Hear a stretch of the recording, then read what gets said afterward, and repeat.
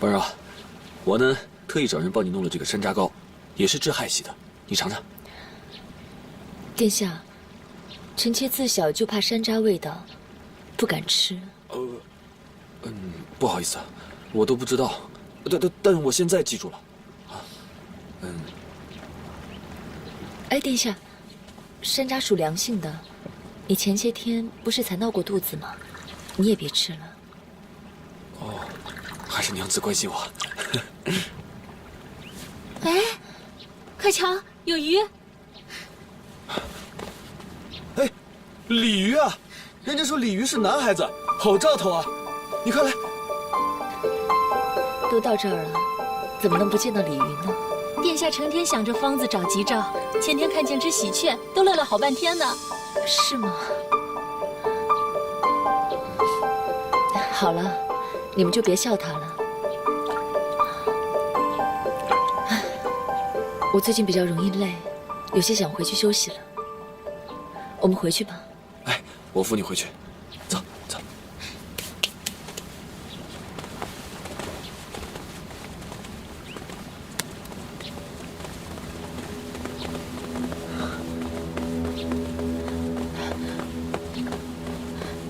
池塘的鱼都死了。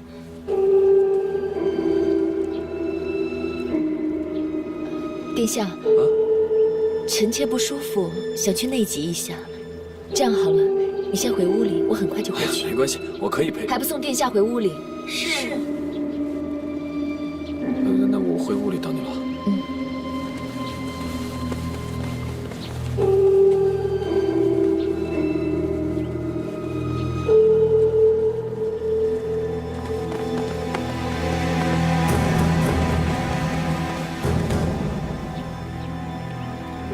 我们走了以后不足一刻，就已经这样了。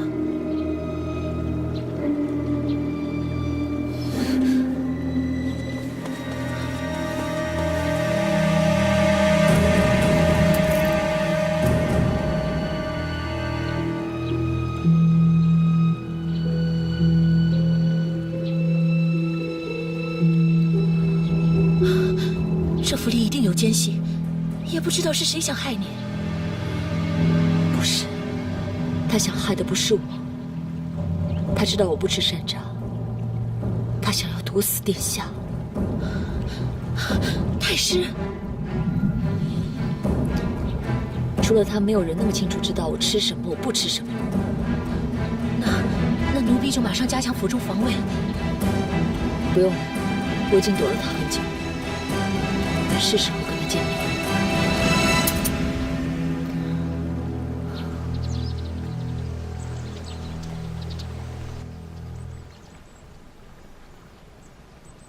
你找我何事？明知故问，你为什么要这么做？你才明知故问。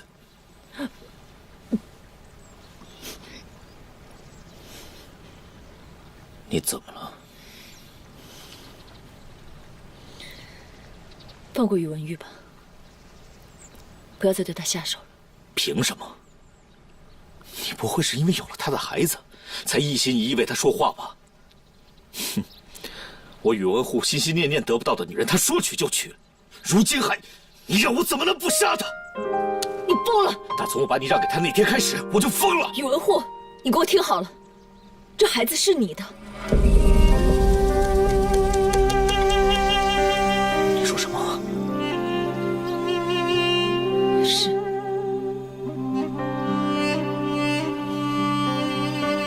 我已经怀胎3个月了，为了掩人耳目，所以买通太医，把玉凤收小了。你要不信，你可以现在立刻找人帮我隐瞒。难道就是那晚？一次相遇，却换一生铭记。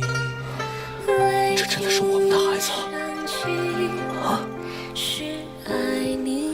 我以我独孤天下4个字发誓，这孩子的爹只能是你，宇文护。我当然相信，我当然信你，我当然信你。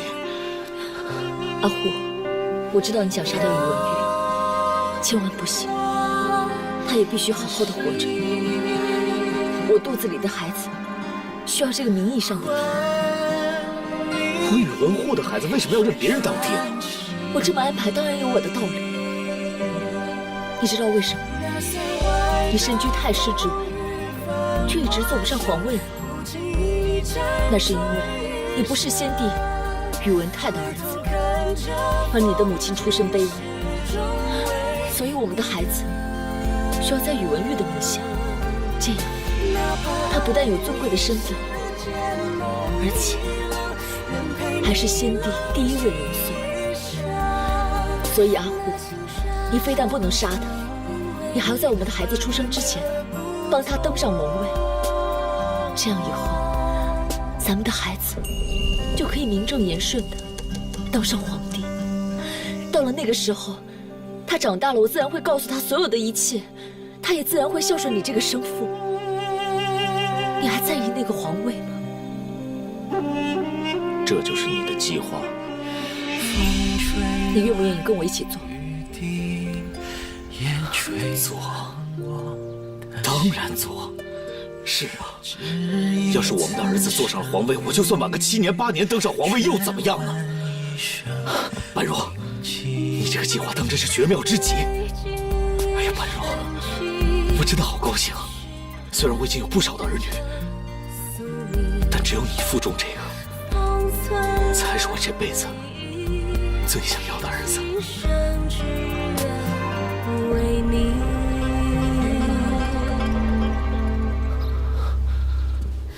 那三万大风雨繁华声，不经意辗转余生。回头看这风景，始终为你冷。哪怕爱你世间梦已冷，仍陪你浪迹一生。阿姐，你怎么可以这么跟他说啊？为什么不行？我说了每句话都是事实。你又不是不了解宇文护这个人，一旦发起疯来，谁都拦不住的。为了救你姐夫的命，我也只能这样。可是这样实在是太……可是什么？难道还有更好的方法吗？当初是你要我留下这个孩子的，既然这样，我就需要你的帮忙。我跟宇文护协商好了，半年之内一定要拉下宇文觉的地位。可这件事情如果想要成，就一定要阿爹的帮忙。你也不是不知道，阿爹的性格忠直，所以绝不能让他知道这个孩子的身世。伽罗，我要你回去找一个适当的机会和说法，告诉阿爹我要做的这一切，并且这一次叫他绝对不能再帮宇文觉。阿姐，你一定要这么做吗？要，我一定要。既然我要留下这个孩子，我就要替他安排最美好的未来。况且这个孩子身上流着是咱们独孤家和宇文家两家最尊贵的血，我为什么不能替他搏一把？可是这样做实在是太冒险了。日后那个孩子要是真的继承了皇位，姐夫要是知道了真相，你让他如何自处？宇文护一定会告诉孩子身世的。我管不了那么多了。现在唯一能救你姐夫的方法只有这一个，还能怎么办？可是够了！难道我不知道这中间有危险吗？在这个乱世当中，有那么多的真情假意，那么多的危机陷阱。我要是不放下这些道德和礼仪，我怎么做皇后？我怎么可以独孤天下？伽罗，我不希望这个孩子日后像你那天一样，明明被陷害，却毫无反击能力。我更不希望日后我跟阿爹一样，在大雪里跪着，千求万求，却没有任何人可以帮你。我这么做，不只是为了这个孩子，还为了你姐夫，更为了咱们独孤家。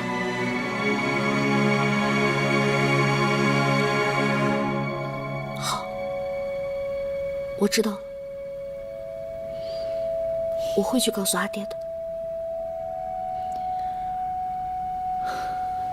太师，这是用最好的凤蚕丝做的，一个线头都没有，保证小贵人穿得舒舒服服的。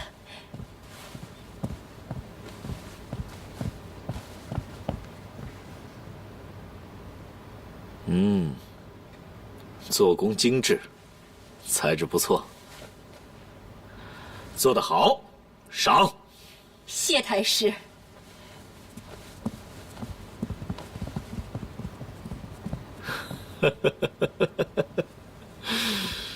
哎呀，哥叔啊，你来瞧瞧，快瞧这小龙袍，做的好不好看啊？自然是再好不过，只是有话直说。属下知道主上高兴，但单为一个尚未出生的小孩，就早早的决定起事，会不会太仓促了一些？怎么仓促了？为了这件事，我们不是已经筹划了好多年了吗？啊，之前是因为独孤信拦着，可这一回要做龙卫的是他外孙，我就不信他会横插一脚。哼，宇文觉那小子纯属自寻死路，居然把赵贵当成心腹，硬逼着独孤信跟他离了心。等大军回朝，随便找个赵贵私通敌军的由头就把他给灭了，到时候宇文觉孤掌难鸣。哼，主上自然是深谋远虑，属下只是担心，您全力为小公子打算的一切，到最后未免成全了别人。你是说宇文悦？属下只是有些奇怪，如果宁都王妃一早就有所计划的话，她为什么不在刚刚诊断出有孕之时就通知于你，反而是一连数月，她对您避而不见？你又开始怀疑般若了。属下不敢。唉，她毕竟是个女人，突然有孕，一时惊慌失措也正常。不过，她多半也是想利用此事保住宇文裕的性命。哼，不过你当真以为我会高兴的得意忘形吗？我是答应他留宇文裕一条性命，可没说永远不杀他。阿爹，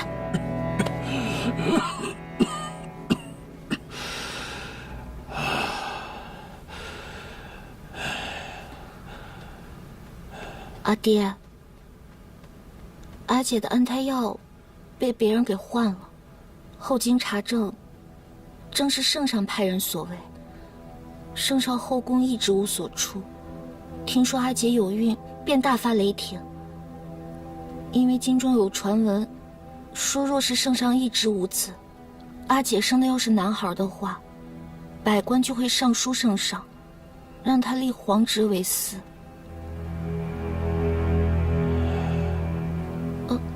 就是因为这样，阿姐才决定起兵的。她让我告诉你，太师要跟他一起联手，所以这次他希望你就不要再护着圣上了。伽罗，那你呢？你又是怎么想的？女儿知道，阿爹一直尽忠为国，可是圣上他，就算这次不是为了阿姐，单单是为了能够让阿庸重获自由，我也会站在阿姐这边的。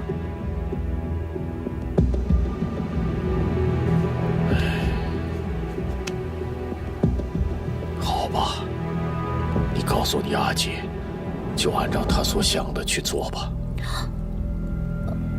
阿爹，你同意了？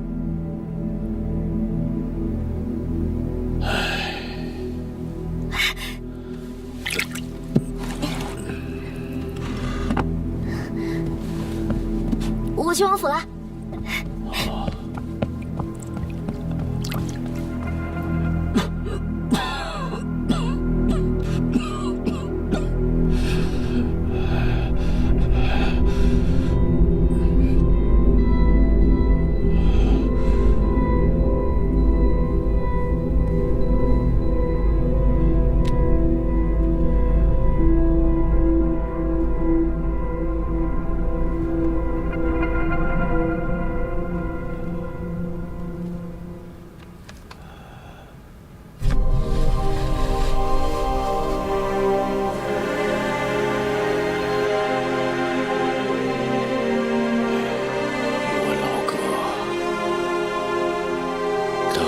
赠我这把宝剑，就是希望我能够辅佐圣上。可是如今，我不得不失信了。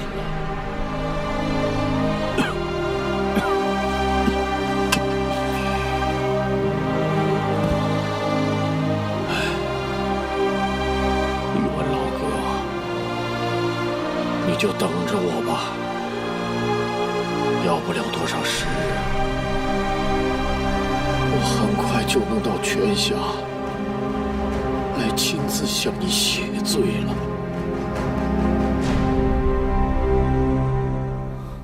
来，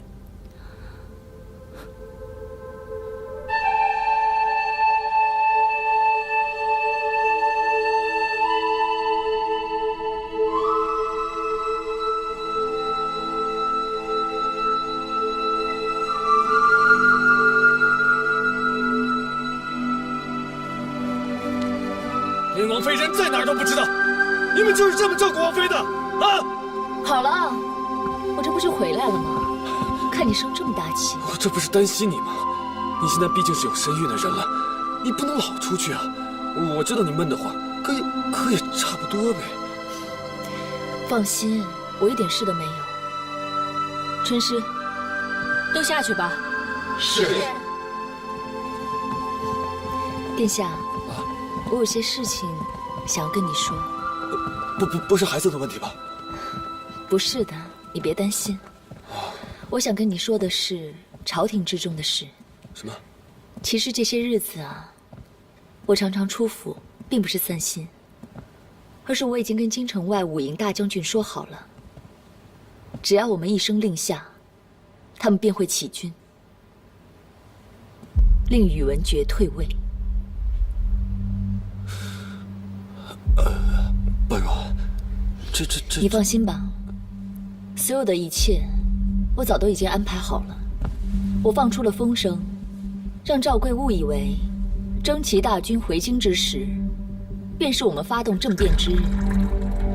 那个赵贵狗急跳墙，肯定会劝说宇文觉，在大军们回京之前，把我们一次除掉。可是他殊不知，这征齐大军早就已经在京城80里外，等着我们下令。只要赵贵敢起事，我们就以清君侧之名杀了他。之后，就逼宇文觉慢慢退位。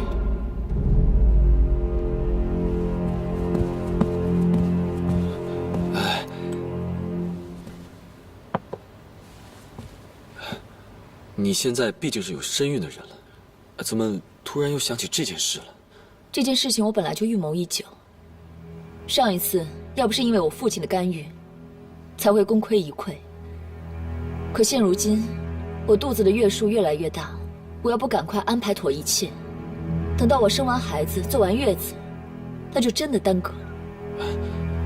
刚才你也说了，上次呢是因为岳父反对，咱这事就失败了。那这次岳父肯定还会阻拦的。你放心吧，我已经跟父亲起底过了。上一次伽罗的事情，宇文觉做得太狠了，所以我爹的心彻底凉了。这一次，他只会袖手旁观。啊？岳父不管了？哎，那也不行啊，那还有宇文护呢。征集大军是宇文护的人马，怎么可能听咱们的号令呢？我跟他谈好了，等到你坐上龙位之后，他也一样做他的太师，掌管所有的政权。至于如何从他手中再抢回这些政权，等你坐稳龙位之后，我们再慢慢想。你是说宇文护同意跟咱们合作？是。那为什么呀？你不会……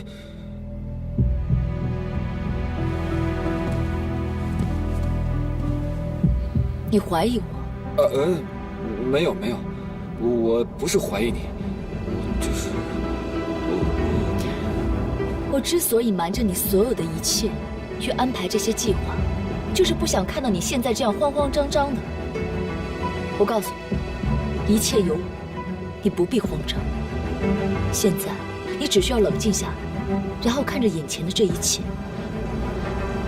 看着赵贵跟宇文觉最后是如何俯首就擒，那就可以了。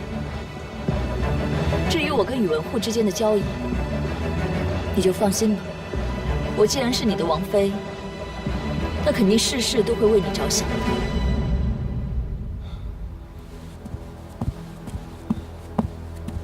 般若，我相信你，我也知道，你这么做呀是为了我着想。可是你想想看，咱们之前已经失败过一次，这失败之后，咱们的日子不是过得挺好的吗？咱们为什么一定要争那个皇位，非要做这件事情呢？要，一定要。你难道忘了，自从我怀孕以来，宇文觉对我身边的人没有少下过手。与其人为刀俎，我为鱼肉，我为何不先下手为强？阿玉，为了我们的孩子，为了这个地位，我们必须赌上一把。难道你就不想我们以后的孩子成为全天下最尊贵的人吗？难道你不想亲手抱着孩子坐上那个龙位，让孩子一睁眼就可以看到咱们大周最美的江山？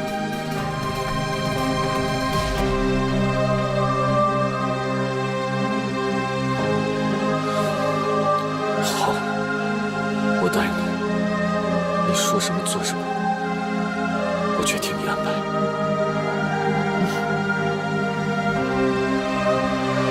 林将军、吴将军那边都安排好了吗？是，赵贵那边应该也已经中计了，他现在多半已经在宫中跟圣上汇报大事呢。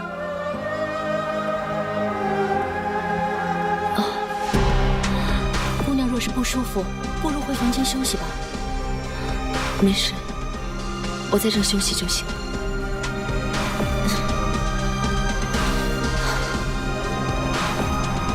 你为何要如此忧心忡忡啊？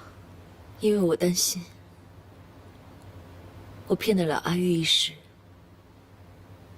却骗不了她一辈子。我刚才看着她的眼睛，却骗她。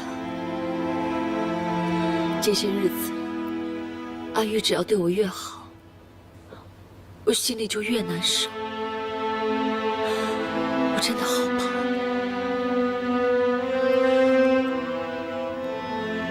如果他有一天知道了这个孩子的身世，他会受不了的。我当时怎么就那么傻，会做出这样的事情？姑娘，您这都是为了三姑娘，不得已才这么做的呀。我也是这么安慰自己。可是每次午夜梦回的时候，我真的好不希望这个孩子存在。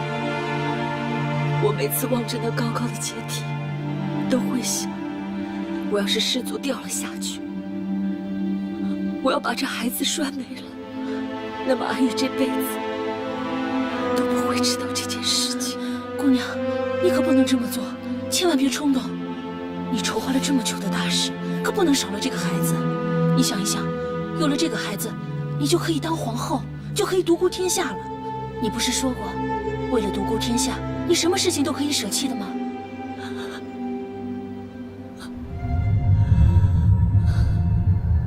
这些天，我一直都在想，当初劝阿姐留下那个孩子，到底是对还是错？如果是对，但为什么那么多人为了让他登上帝位而莫名其妙的身首异处？如果是错，我又实在做不到眼睁睁地看着阿杰杀死自己的孩子。这事没有对错，只有因果。大姑娘为了这个孩子争地位，也是为了保住宁都王的性命，就算现在不争，以后也得争。可阿姐是为了我才有了那个孩子，现在她为了那个孩子，欺骗了宁都王，又骗了宇文护。这些事情，这些遭遇，谁是谁非，我已经完全没有办法分辨了。不该你想的事，你就别多想了。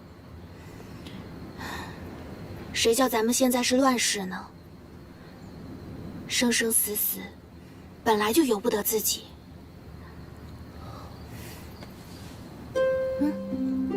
就像这玩意儿，他没准染过山贼杀人的血，可也没准沾过佛寺里普度万生的香。不过，只要他在咱们手上，就只是普普通通的一枚铜钱。你管不了他的过去，只能掌握他的将来。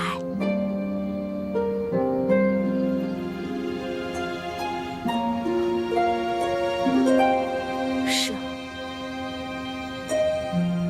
我们能够掌握的，只有他的将来。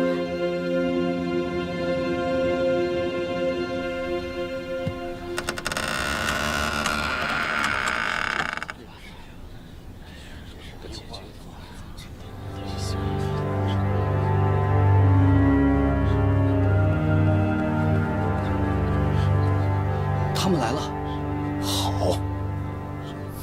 可丞相没来，说是今天临时告了假。什么？管不了那么多了，准备动手。是。太师宁都王到。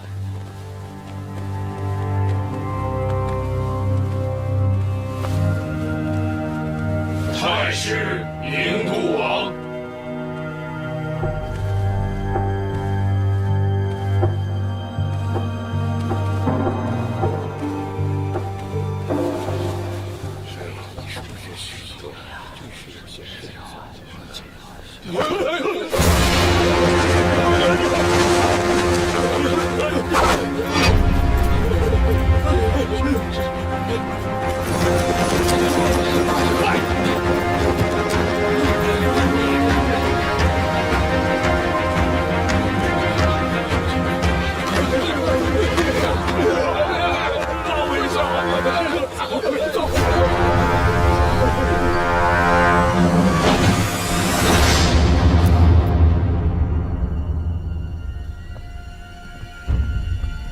太师和宁都王勾结丞相，私结党羽，意在谋反。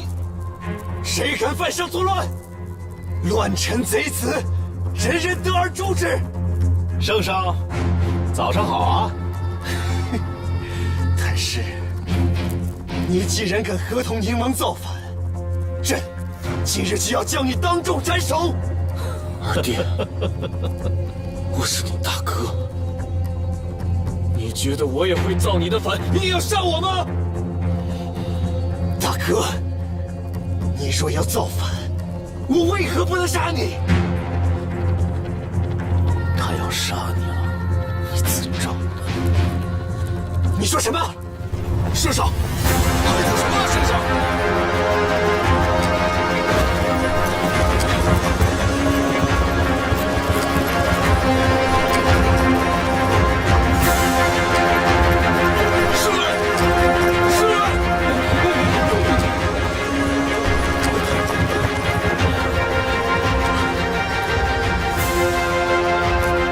主上，你要干什么？放下兵器！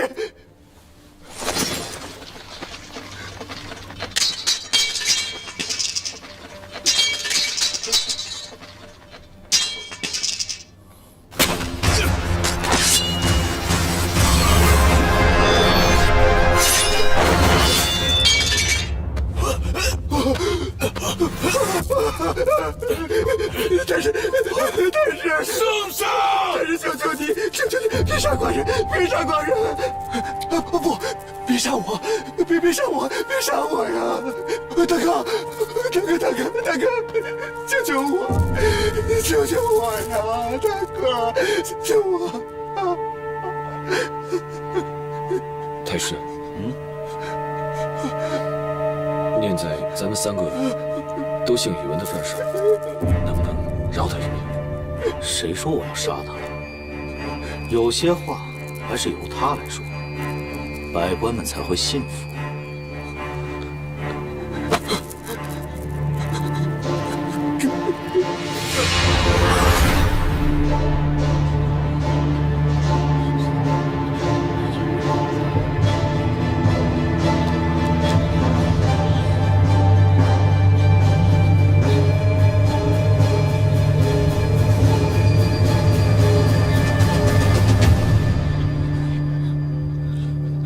初未成功，楚国赵贵心怀不轨，诬陷太师造反，已被朕亲手捉拿。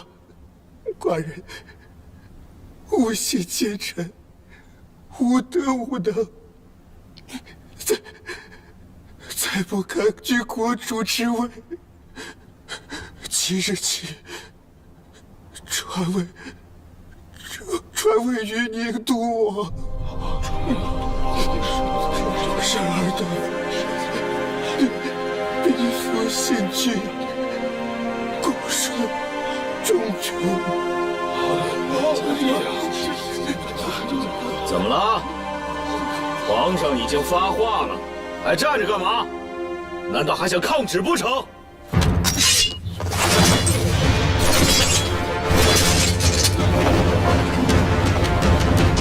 恭迎新帝登基。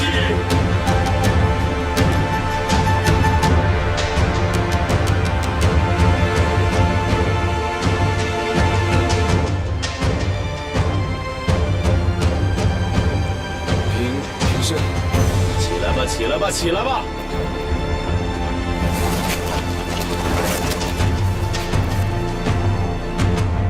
新皇已经正位，大家该干嘛干嘛去啊！收拾收拾，接着继续朝会。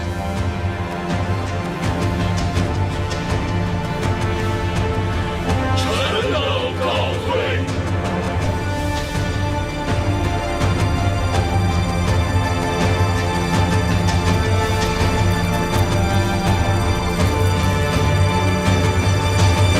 等等，哎，先帝爷，来，过来，过来，快点儿！这赵贵啊，罔顾您对他的一片圣恩，在朝会上谋反，您说该如何处置啊？如何处置？如何处置？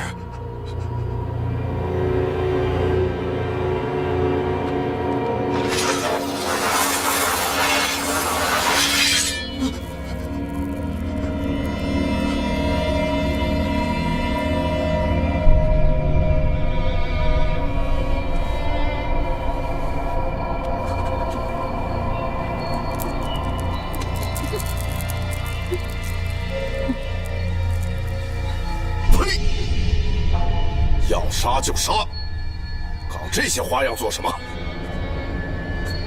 宇文护，你为个女人扶个绿帽子做皇上，你他娘的有种吗？你他娘的真有种！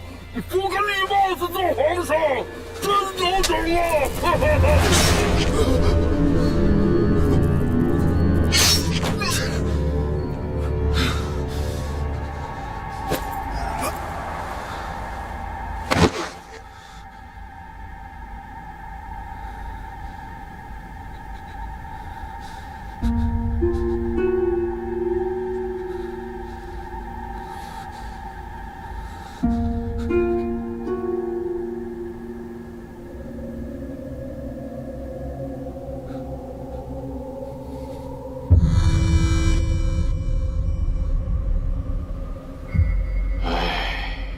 你瞧瞧啊，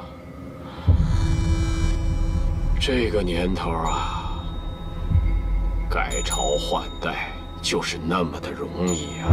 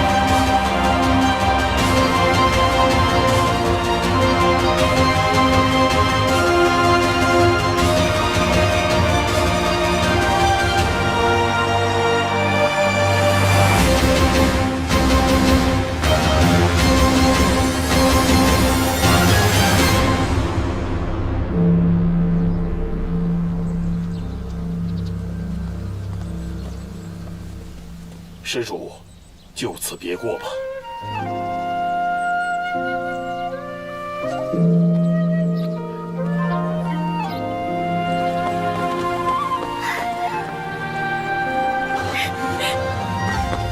哎呦，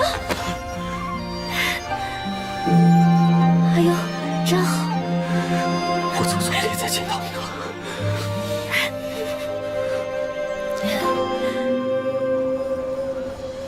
殿下不必说了，臣今日所为，已经违背了圣上对他的承诺，是以无言为观了。爹，这是在家里，你又何必跟我说这些虚礼？现在圣上已经下了旨，这宰相之位你必须得接。你又不是不知道，那个宇文护这么强势狠毒，就算现在圣上对他曲意奉承，可是以后一样是危险至极的。难道你伊利夫他登基之时，就不知道他永远只能是宇文护的傀儡吗？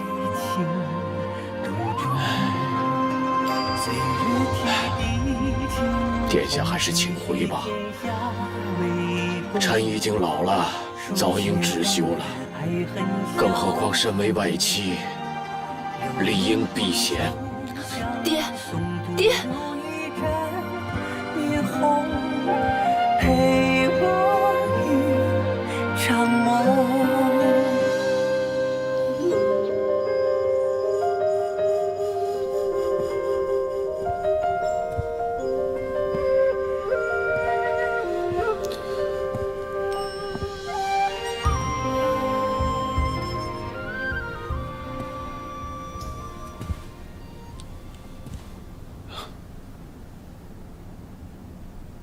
赵贵鞭尸，其柱国之职由哥舒担任。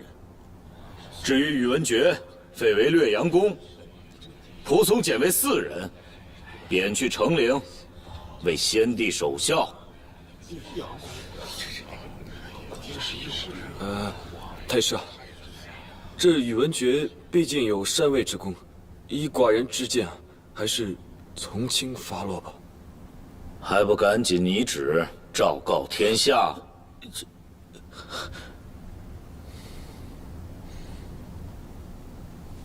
是。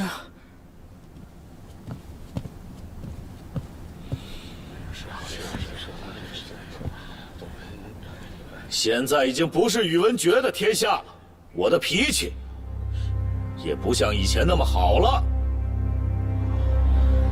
臣谨遵太师。谨遵太师军令。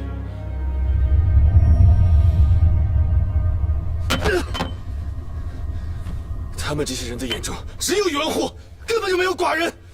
既然如此，寡人当这个皇帝还有什么意义？圣上，你要冷静啊！你又不是不知道宇文护这个人嚣张跋扈，这件事只能徐徐图之。徐什么图什么之啊！难怪阿九一直想杀了他。寡人也想杀了他，万万不可！圣上，怎么就不可？殿下，不是，没事吧？传太医，快传太医！传太医，肚子。对不起啊。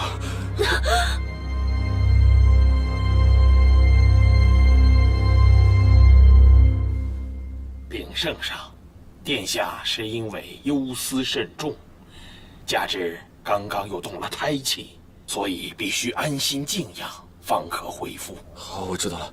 这是带去。太医，哎呀，快点吧，殿下需要静养。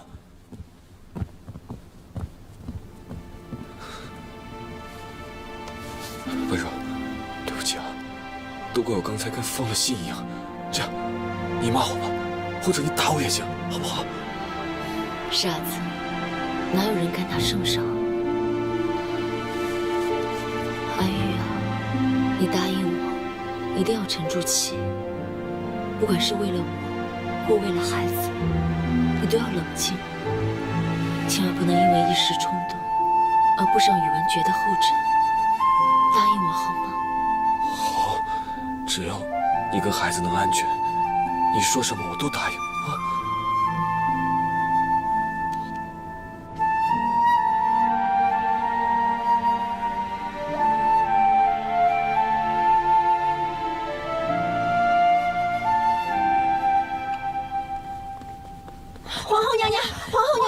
什么事慌慌张张的？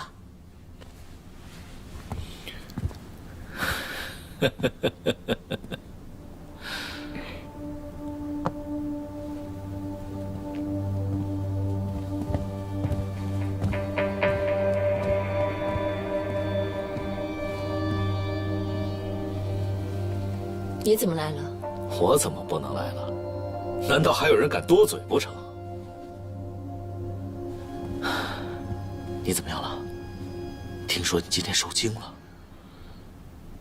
那会儿倒还好，不过现在可着实被你吓了一跳。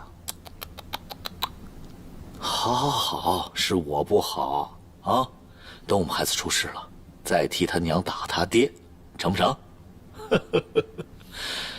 哎，来，我喂你。哎呀，宇文玉那蠢材还敢对你发脾气，真当自己是皇上了。你也真是的，人家是第一天坐上皇位，第一天上朝，你就这么不给他面子，这换了谁谁都会不高兴的。那又如何？要是我第一天朝会不立起威来，朝臣们胡思乱想的。再说了，过不久你父亲就该上朝了吧？到时候我自然会退让3分。所以这几天啊，你就先让我随意一下吧。我爹说了，他年纪已大，想要早点置休。哦，是吗？还是让他早点回来吧。我们儿子的天下，还是要多几个长辈看着，我才放心。这不还早着呢，我爹老觉得心里对不起先帝的遗嘱，所以你先让他缓一缓吧。也行。哎，般若，你瞧瞧，我们这样有商有量多好啊！哎，自打你有了孩子之后，对我还真是好多了。当了母亲，自然不一样。那做了皇后，滋味又如何？如履薄冰，战战兢兢。瞎说，你不早就盼着这一天的吗？哎，等我们的儿子出世了，那就真的独孤天下了。啊！太师，再晚宫门就要下药了，而且太医说过，殿下安胎需要早点歇息。你这是赶我走啊？你谁呀？阿虎，听我说，我觉得以后啊，你还是不要来我这儿了。这事情要真的传了出去，对咱们孩子影响不好。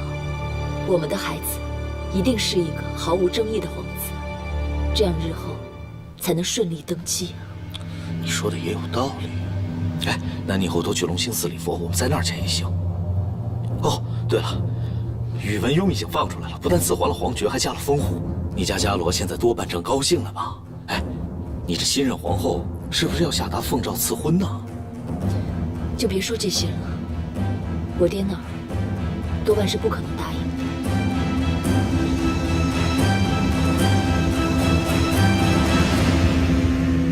的。伽罗呀，爹不希望你嫁给他呀。为什么？傅成王啊，他从小先天就弱。上一次被贬，他又得了重伤。哎呀，太医跟我说了，他很难活过35岁呀。可是他都是为了我才变成那样的，要不是为了救我，他早就……你欠他的情，爹日后替你还就是了。伽罗呀，如今你长姐她贵为太后，日后深宫幽闭，难得一见。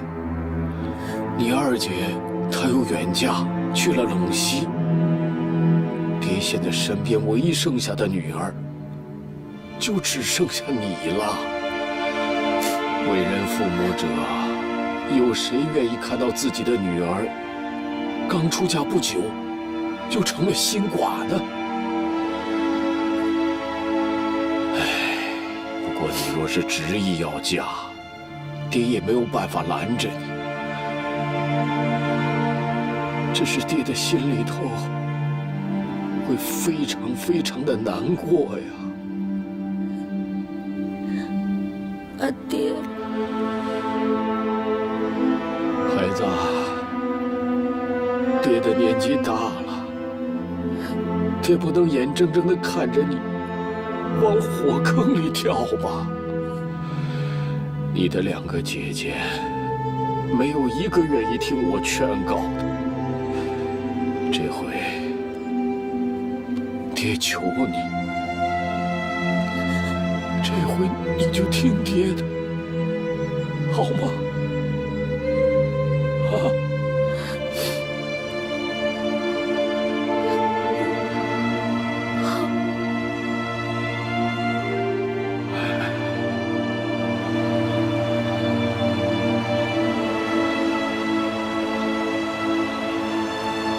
佳龙，你看这景色多美啊！啊，你就别难过了。要换作是我也不愿意把自己的女儿嫁给一个短命鬼啊！我不许你这样说自己。好了，我现在不是好好活着吗？再说，你看，我这头发也长出来了，也不用再当和尚了，还能时不时的和你说说话，这日子过得别提有多幸福。唉，其实我们俩呀，这样也挺好的。等着吧，反正你还小呢，说不定哪天老天有眼，给我一株灵药，又或者你阿爹改变主意了呢。不过，我觉得最有可能的，就是你喜欢上别的如意郎君了，忽然间把我就抛到九霄云外喽。你别胡说。我哪有胡说啊？你现在可是丞相的女儿，殿下的妹妹，抢手的很呐。你才是呢！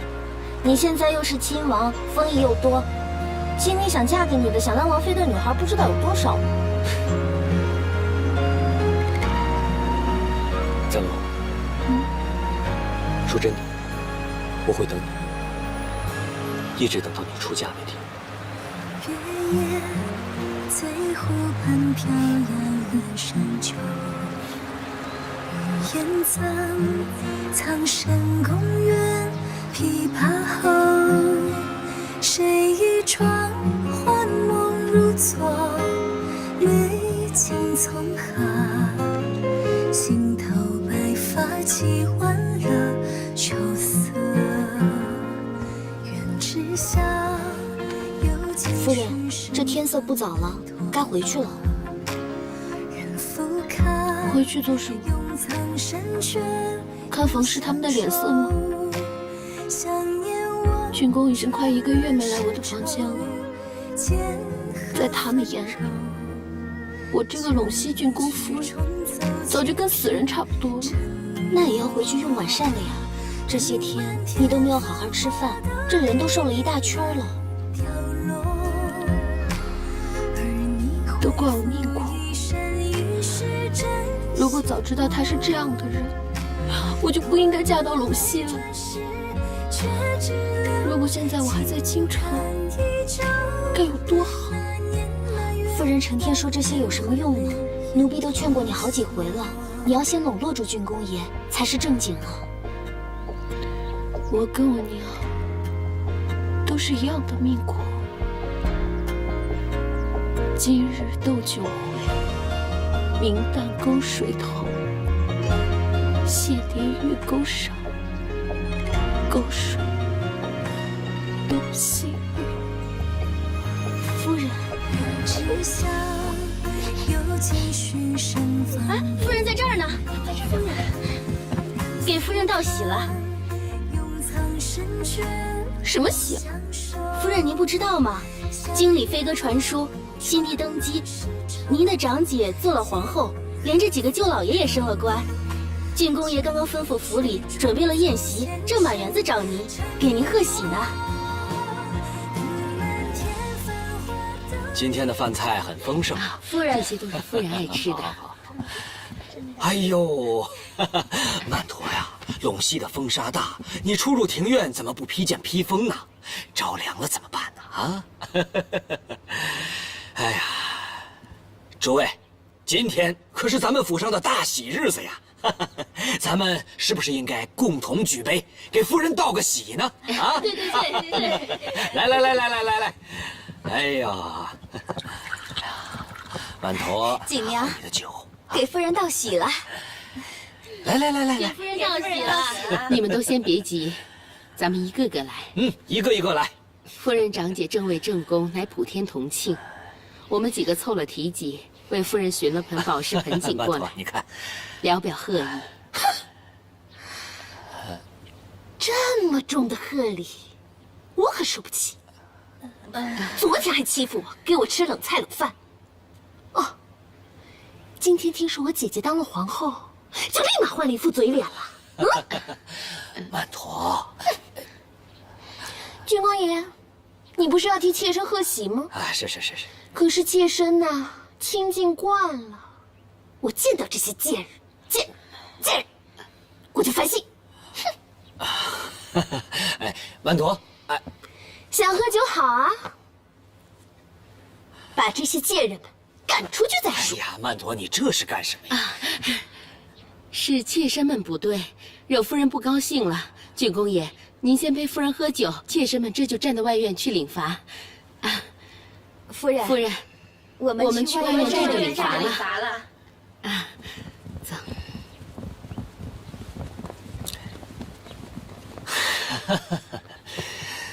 哎呀，行了，这下你开心了，就剩咱们俩了，一点都不热闹了。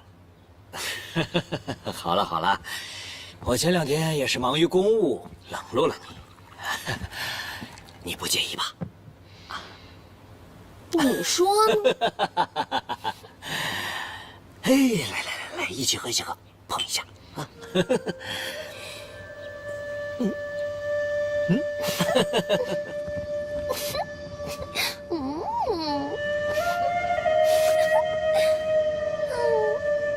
相公，你好讨厌呢。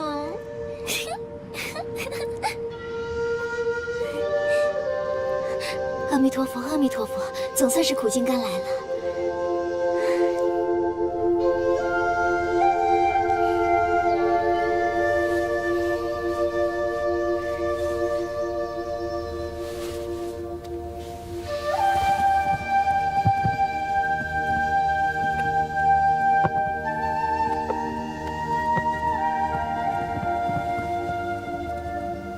夫人，只要郡公爷肯来，你以后就不会再受气了。哼，只要般若还是皇后，她以后就不敢不来。奴婢正想劝你这事儿呢。昨天晚上你当着郡公爷让冯氏他们没脸，实在有些不妥啊。我知道，我就是想杀他们的气焰，要不然他们真把我当软柿子捏。哦，骂着哄着都由着他们。可那也让郡公爷面上不好看啊。他瞧在皇后的份上，肯定会待你比以前好的。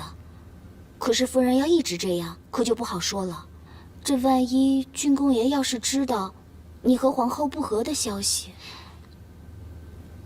不会吧？他怎么会知道呢？夫人，这陇西再远，和京城也是通着消息呢。万一有人别有用心，打听出来了呢？夫人，你就听奴婢一回劝吧。以后和郡公爷还有冯氏他们都软和着些。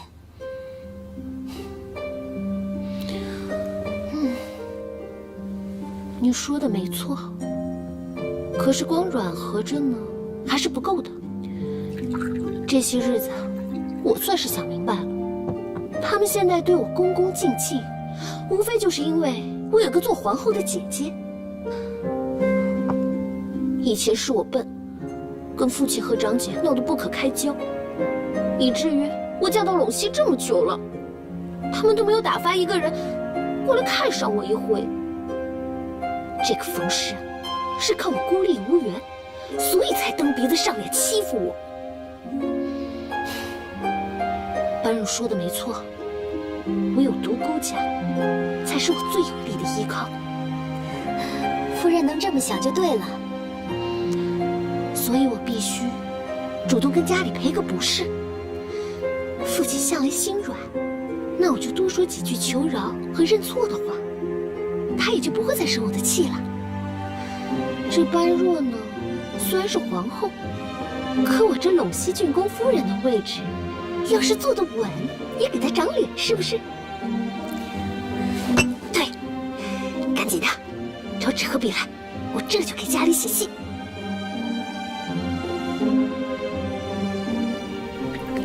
三姑娘这些天还是跟辅成王殿下经常去祭祠院，神情谈不上不快，也说不上欢喜。这一次皇位更替之事，本宫算是得罪了阿爹，要不然也不会这么多日阿爹都不上门请安。阿爹的心呢，被我和曼陀彻底伤透了，所以他现在更担心伽罗日后到底该下嫁给谁。其实辅成王殿下对三姑娘确实不错，真是造化弄人。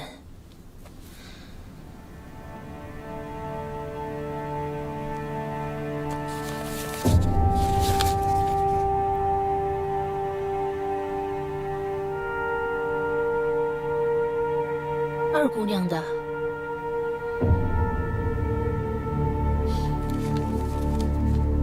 你怎么看呢？臣妹自知少不更事，多番触怒慈父严节，如今悔之已晚。要真像折子上所说，二姑娘千方百计要嫁到陇西，这也算是自作自受了。那她既然有意悔之，殿下不妨也……我肯定不会放任不管她。再怎么说，她也是我的妹妹，肯定啊，也写了一封一样的信给我阿爹。我阿爹这个人向来心软，曼陀做了这么多的坏事，也不见他把曼陀打入寺庙当尼姑去。可是你说，这夫妻相处之道，妻妾争宠，一个大男人又怎么好过问？本宫看在阿爹的面子上，也不能对他置之不理。好歹她也是我独孤般若的妹妹，怎么可能放任她被一群小人欺负呢？能够欺负她的只有我。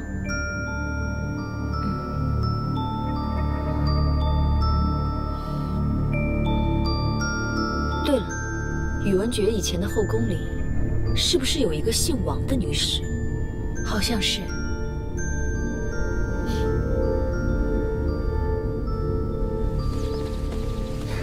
对了，我跟你提过的那个王女使，她出身于太原王氏，之前一直跟着宇文觉，但是不受宠。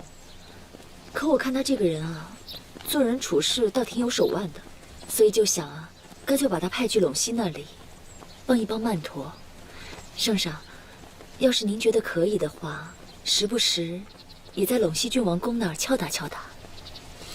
好啊，反正朕这个皇帝啊，也没什么大用。这点小事情呢，朕还是可以做主的。圣上，放心吧，自从上回之后呢，朕再也没有跟宇文护起过争执。倒是你呀，眼看着月份一天比一天大了，怎么还老想着去进香呢？这龙兴寺的香火再灵，也不能不顾自己的身子，不是？这不是太医说了吗？没事要多走动走动。以前没有住在宫里的时候，我老想，不知道住在宫里是什么滋味儿。现在啊，天天在宫里待着，我倒挺怀念以前在王府自由自在的日子了。唉，朕何尝不是？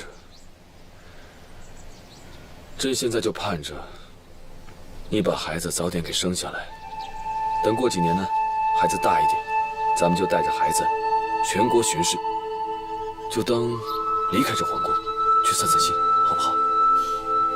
圣上有旨，谁敢不从？总之，你一定要照顾好自己的身子，千万别像朕一样，自打进了这皇宫以来，成宿的睡不着觉，每天头都疼，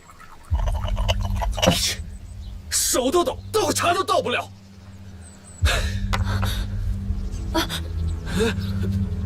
哎呦，你没烫着吧？要不要宣太医啊？啊，不用，一时手滑而已，没事的。哦。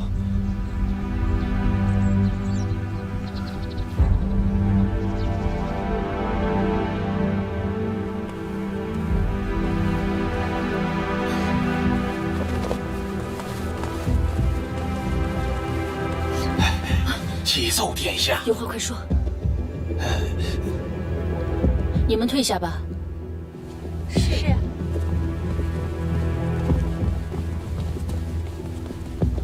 说。殿下所料不差，圣上确已中了水银之毒。臣无能服侍圣上日渐，竟没有发现圣上的中毒之症。臣这次是在圣上常用的食具上验出了丹砂。好了，不用说了，你只要告诉我，圣上中这个毒已经多久了？应该已有数月。此毒如若置之不理，少则半年，多则1载，只怕圣上。臣可先用解砒霜之药，缓缓涂之，但是长远来看，就要靠圣上的体质康健。就先这么治着。还有，千万不要让任何人知道。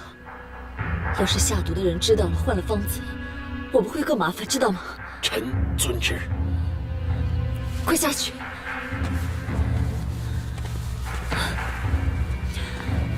居然已经中毒数月，我怎么就这么傻呢？我怎么会相信，我告诉了宇文护之后，他会真的放过阿玉？就剩1年半载的，他已经算好了，等孩子一出生，他就要阿玉死。殿下，您不能再瞒着老爷了，你去找他商量一下。这朝中上下能帮助圣上的，也只剩下老爷了。